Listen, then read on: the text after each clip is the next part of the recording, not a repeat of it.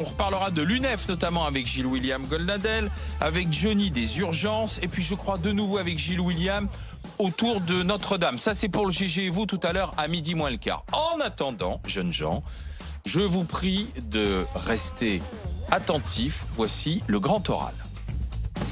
RMC, le grand oral des grandes gueules. Et nous accueillons un cousin venu d'outre-Atlantique, enfin, Monsieur Sugar Sammy.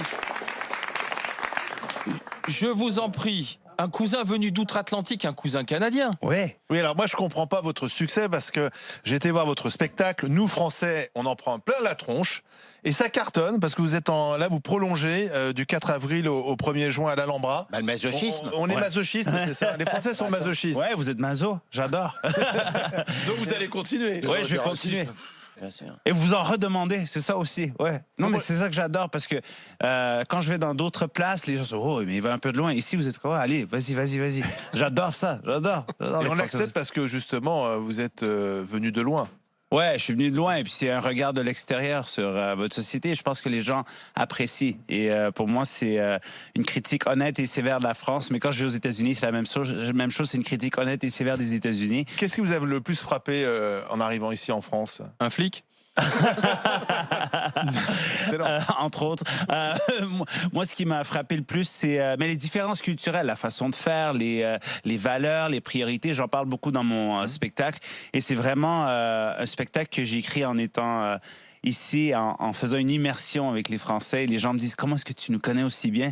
Et je leur dis, je vous ai observé, je vous ai écouté, je vous ai subi pendant 2 ans et ça donnait mon spectacle. C'est-à-dire comment c'était une chronique sociale, la France? Comment ça pendant 2 ans? Comment ça s'est passé? Racontez-nous en fait. Je suis venu ici et je voulais pas juste faire une caricature et généraliser mes impressions de la France. Je voulais vraiment m'immerser et de passer du temps à vivre comme un Français et d'être ici comme un Parisien surtout et d'écrire un spectacle qui était taillé sur mesure pour la France. Au lieu de juste prendre mon spectacle québécois et le transposer ici. Vous êtes sorti avec des Françaises aussi. Ouais. Et je voulais voir pourquoi. Pas, Pardon. tu les as bouillaves ou pas? Je suis atterré. Au nom de la République française, Monsieur Sugar Sammy, je vous présente toutes nos excuses. Excuses? Oui. Mais tu rigoles? Non, il parle comme ça. Exactement, c'est ce qui fait que le public on se gênerait. Ouais, mais pas en ondes là. Mais ça va. C'est le matin. Alors la grande force de Sugar Sammy, pour ceux qui ne l'ont pas vu, c'est effectivement l'improvisation, c'est l'interpellation du public, c'est ce jeu avec le public. Alors on est toujours fasciné parce qu'on se dit, est-ce que vraiment c'est de l'impro à 100% ou est-ce qu'il y a des ficelles que vous resservez finalement assez habilement chaque soir? Pour moi, tout ce qu'on met en ligne, parce qu'on met tout sur Internet, tous les meilleurs moments, tout ce qu'on met en ligne, ce sont des moments uniques qui se sont jamais reproduits. Hein. Il y a des centaines de moments comme ça, c'est impossible d'avoir autant de moments à chaque semaine. Pour moi, ce qui est excitant, c'est vraiment d'aller dans le public et de créer des moments uniques.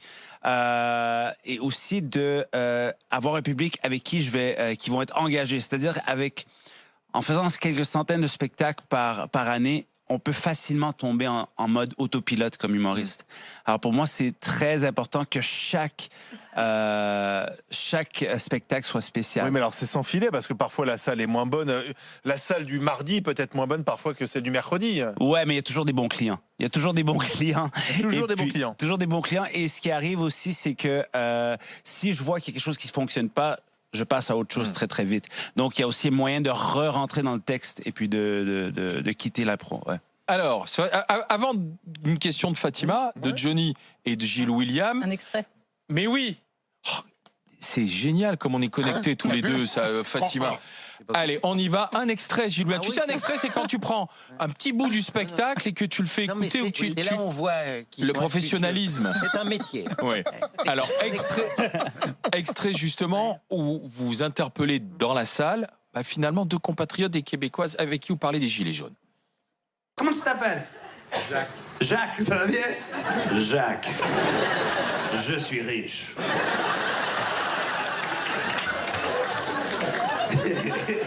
Et Jacques, où est-ce que tu habites dans le 16e? Jacques. Et Jacques, vous êtes avec qui? Avec ma fille. Avec votre fille, ok. Et votre fille est avec qui? Son compagnon. Son compagnon, mais lui, il compte pas pour vous. Je suis ici avec ma fille et le poids mort là-bas. J'adore Jacques, déjà, je sais qu'on va devenir des très bons amis. Et votre fille, comment vous appelez, la fille? Élise. Et ça, c'est votre compagnon, c'est ça? C'est votre mari, votre... compagnon. Oh, compagnon, ok, d'accord. Poids mort, c'est temporaire. Élise, ça fait combien de temps que tu es avec... comment il s'appelle? Pablo. Oui. Pablo, ça fait combien de temps que tu es avec Pablo? 3 ans, ok. Et où est-ce que tu l'as rencontré en vacances?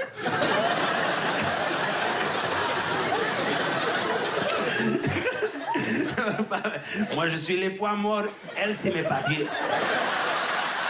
C'est gagnant. Bon, alors, c'était pas le bon extrait, mais c'est pas grave. On vous jouez avec 3 personnes qui sont devant vous. Voilà, on verra tout à l'heure l'extrait. Et vous sentez des fois le malaise ou pas du tout avec ceux qui sont face à vous? Et vous vous dites là, il faut que j'arrête parce qu'ils sont pas bien du tout, quoi. Je le sens déjà. Je sens où est-ce que je peux aller avec quelqu'un. Avec Jacques, je savais déjà que Pablo le fascinait pas vraiment. Ça se voyait. Ouais, ça se voyait. Alors tout de suite, c'est un peu étudier le body language, de voir comment les gens le sont. langage corporel, le body language. Non, je traduis pour les gens qui sont autour de nous, comme les Français sont nuls en anglais, et que là on a des nuls derrière vous, donc je traduis, quoi. Ouais, je vois. Et mais c'est ça, c'est le langage corporel, et de voir où est-ce qu'on peut aller avec chaque personne, et puis avec le public même, parce que chaque public est différent. Chaque soir. Une approche psychologique, en fait. Un peu, ouais. Je pense que c'est avec le métier qu'on apprend ça aussi. C'est en faisant des erreurs très tôt dans notre carrière qu'on apprend de nos erreurs. Quelles erreurs, par exemple? Oh, j'en ai fait souvent. Il y a un moment donné avec quelqu'un qui m'embêtait dans le spectacle, et ça, c'était il y a 15 ans, et j'ai pas arrêté de devenir méchant avec lui. Et quand j'ai vu que j'étais trop méchant, j'ai perdu le public, et la soirée était finie.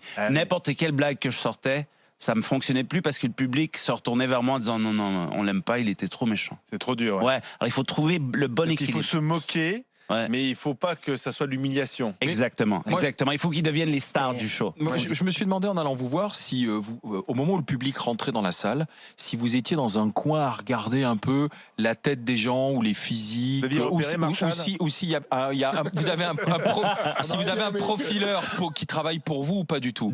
Pas du tout.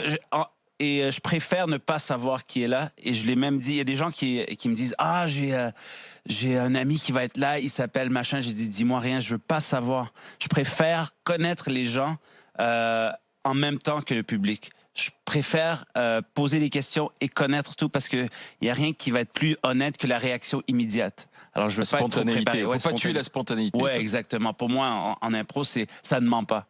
Madame Fatima Idbounoua, alors. Bon, après, apparemment, selon vous, dans votre spectacle, les Françaises sont chiantes, comme un film français, c'est ça? Les Parisiennes sont compliquées, les Maghrébines sont invivables, les femmes cherchent les disputes, T'as rien appris, en fait. et les plus de 35 ans sont périmés comme du fromage. Alors moi, comme femme française d'origine maghrébine de plus de 35 ans et vivant à Paris, et comme je dois cumuler, je peux avoir un côté sorcière et vous demander... soit pamplemousse, soit est-ce que vous avez un problème avec les femmes? Tout d'abord, mes condoléances pour votre profil. et c'est vraiment, vous avez sorti tout ce qui vous embêtait dans le spectacle, vous avez sorti de contexte. J'ai fait une compilation. Ouais, vous avez fait une compilation. Vous êtes venu au spectacle? Non, enfin, je l'ai subi. Non, mais je l'ai subi. Je l'ai subi. Je l'ai subi chez moi. En fait, Non, mais je l'ai vu en entier. Je l'ai vu en entier, mais je ne me suis pas déplacée. Ah d'accord, vous avez vu et la vidéo. D'accord. Et tous ces moments-là, vous les avez sortis, isolés, pour me dire, ok, je vais parler que de ces moments-là. Non, mais c'était sur ça, sur votre rapport aux femmes, parce que quand on compile comme ça, en plus, il y a aucun autre moment, hein. Enfin, sur les femmes, il y a, voilà. Êtes-vous sûre? Êtes-vous certaine? Non. Oui. Non, il n'y a aucun moment un peu même romantique, si, non. Ouais, je parle de ma copine. La copine polonaise, ouais. Vous dites l'avantage, c'est une blanche avec le côté du tiers-monde, je me souviens plus, tous les avantages du tiers-monde dans une blanche. Bon, alors ça, c'est gentil. Ça fait rire les gens. Ça, c'est gentil. Ouais. Mais en même temps, quand c'est fait avec bienveillance, c'est fait avec un sourire, et je le fais pas que pour les femmes, je le fais pour toutes les cultures, je le fais pour les Français en général, je le fais pour tout le monde. Mais il y a certains, c'est sûr qu'il y a un certain certains profils de personnes qui le prennent un peu plus personnellement. Non, mais j'ai pas pris non. personnellement, c'était pour vous. Gilles William. Moi, d'une part, j'ai regardé le spectacle et j'y ai trouvé des très bonnes choses. Et je vous trouve personnellement sympathique. Dis-le devant le micro, comme ça s'entendra mieux. Non, mais c'était une sorte d'aparté. Oui. Mais la critique gentille que je vais vous faire, je la fais souvent aux humoristes de maintenant. Donc ne le prenez pas personnellement, je vous en supplie.